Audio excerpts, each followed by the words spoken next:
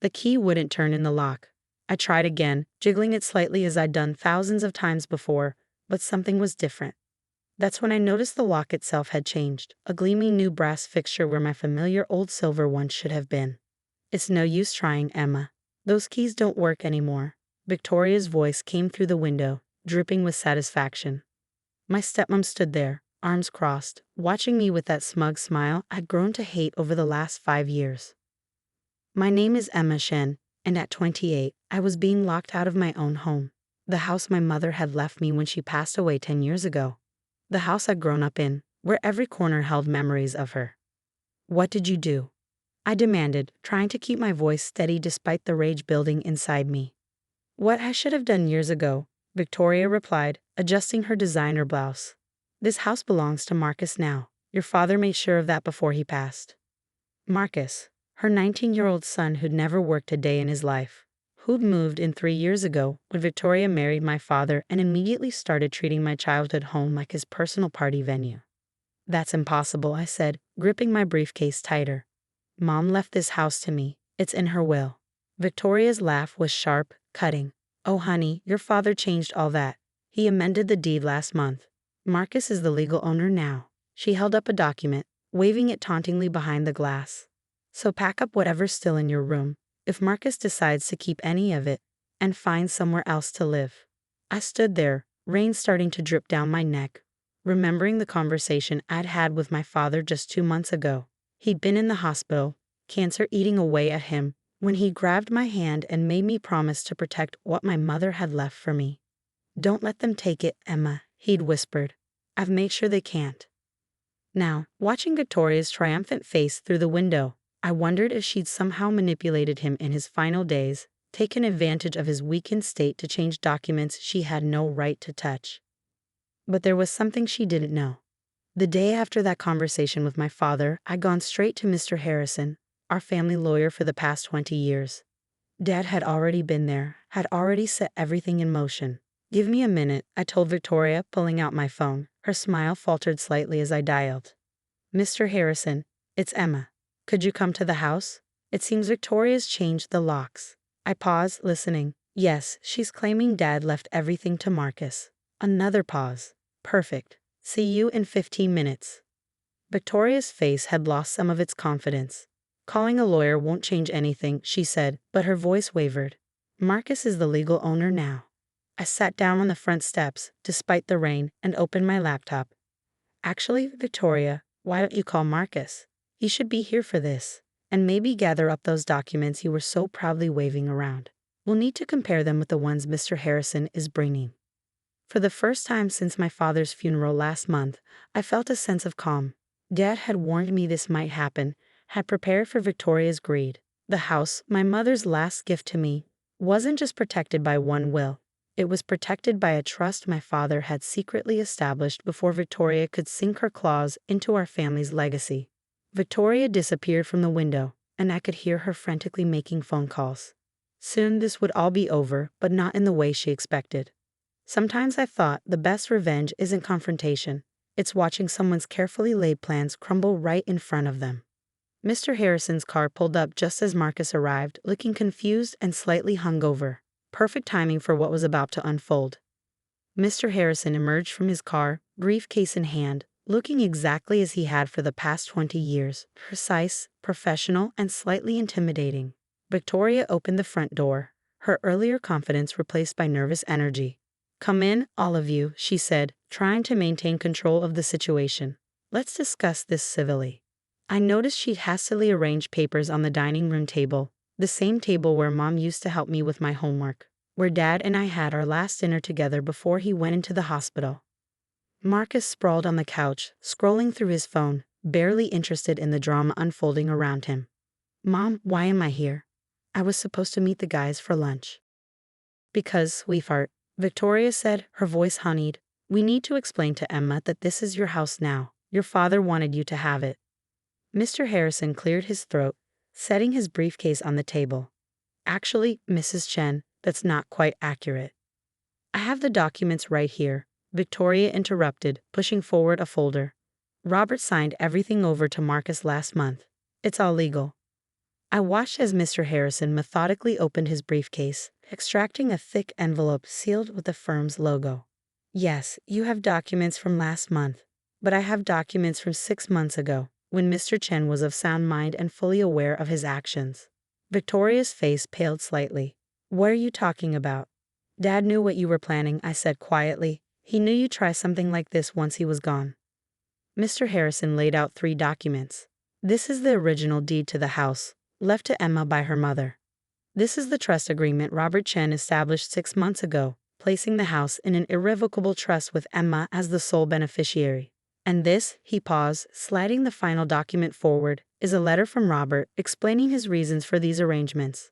Victoria snatched up the letter, her hands shaking as she read. I knew what it said. Dad had shown me a copy. He detailed every manipulation he'd witnessed, every attempt Victoria had made to push me out of my own home, every conversation he'd overheard about her plans for after he was gone. This is ridiculous, she sputtered. Robert changed his mind. He wanted Marcus to have the house. I have proof. Any documents signed after the trust was established are invalid, Mr. Harrison explained calmly. The house was no longer Robert's to give away. It was legally protected in Emma's name. Marcus finally looked up from his phone. Wait, so I don't get the house? Mom, you said it was a done deal. You said we could sell it and use the money for my startup idea. I felt a surge of anger. They'd already been planning to sell my home, to erase every memory of my mother that lived within these walls. The only thing that's done, I said, standing up, is your control over this property. I want the new keys, Victoria, now. She stared at me, hatred burning in her eyes. You planned this. You and Robert, you plotted behind my back. No, Victoria, we protected what was rightfully mine, what Mom wanted me to have. The only one plotting here was you. Mr. Harrison began gathering the documents. I'll need those keys, Mrs. Chen, also any other copies you may have made. Otherwise, we'll need to involve the authorities regarding unauthorized access to private property. Victoria's face contorted with rage as she threw the keys on the table. This isn't over, Emma. You have no idea what you're doing. I picked up the keys, feeling their weight in my hand. Actually, I do. I'm protecting my mother's legacy. And Victoria? I met her gaze steadily. You have 1 hour to pack your things and leave, both of you. Marcus jumped up. You can't kick us out. Where are we supposed to go? That's not my problem, I replied. But I'm sure Victoria has a backup plan. She always does, doesn't she? As they stormed upstairs to pack, Mr. Harrison touched my arm gently. Your father would be proud, Emma. He wanted to make sure you'd be okay. I nodded, feeling tears threaten to fall. He knew. He knew all along what she was planning, didn't he? Yes, Mr. Harrison confirmed. That's why we made sure everything was legally airtight. She can't touch this house or anything else your parents left you. I walked to the window, watching the rain that had started to fall again. Somewhere, I hoped both Mom and Dad were watching, knowing their daughter had finally stood up for herself and the home they'd worked so hard to provide. Victoria and Marcus's hour was ticking away, and soon, this house would be mine again, truly mine, without their shadow hanging over it. Sometimes the best revenge isn't just winning.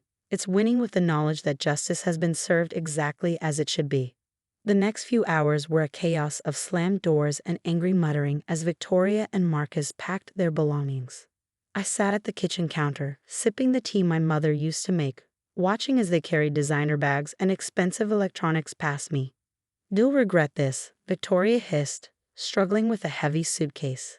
The neighbors all know what you've done, kicking out your own family. I stirred my tea calmly. My family? No, Victoria. My family built this house. My mother planted those roses you tried to dig up last spring. My father worked overtime for 20 years to pay off the mortgage. You're just someone who tried to steal what wasn't yours. Marcus stormed through with his gaming console, glaring at me.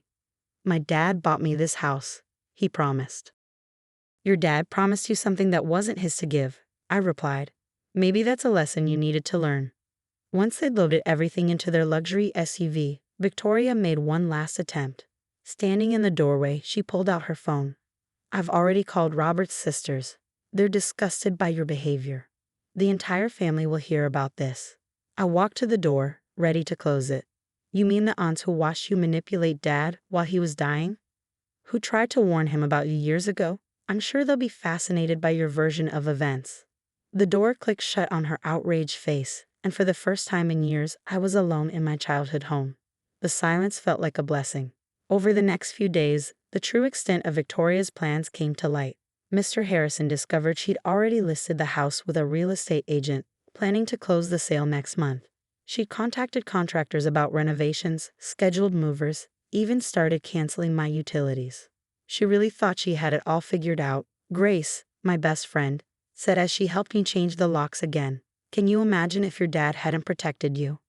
I ran my hand along the doorframe where Mom had marked my height every year until she passed. Dad knew. He always saw through her, even at the end. The family drama Victoria promised did materialize, but not in the way she expected. Dad's sisters, far from being disgusted, were relieved.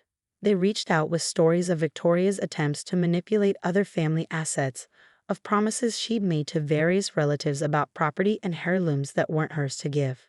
She tried to convince your Uncle Robert that your father wanted Marcus to have the lake cabin too, Aunt Sarah revealed during a visit.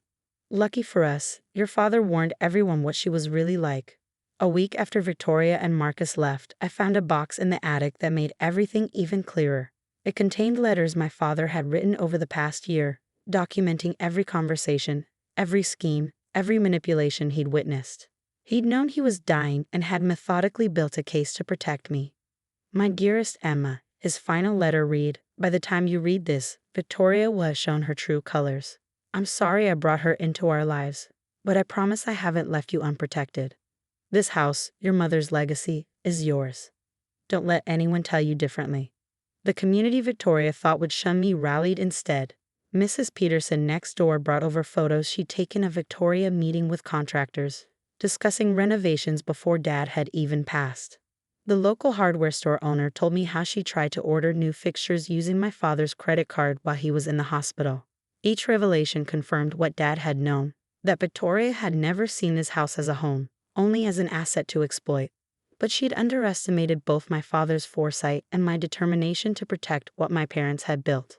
3 months later, I sat in the garden my mother had loved, watching the sunset paint the sky in colors she used to describe in bedtime stories. The roses she planted were blooming again, their scent filling the evening air. Inside, the house felt like home again, cleansed of Victoria's presence and filled with memories she couldn't taint. Mr. Harrison had helped me establish my own trust, ensuring the house would always be protected. "Your parents would be proud," he said when we finalized the paperwork. "You've honored their legacy in the best way possible." I heard through family friends that Victoria and Marcus had moved to a small apartment across town. She tried to contest the trust, but Mr. Harrison's work was ironclad. Sometimes, karma has a way of setting things right.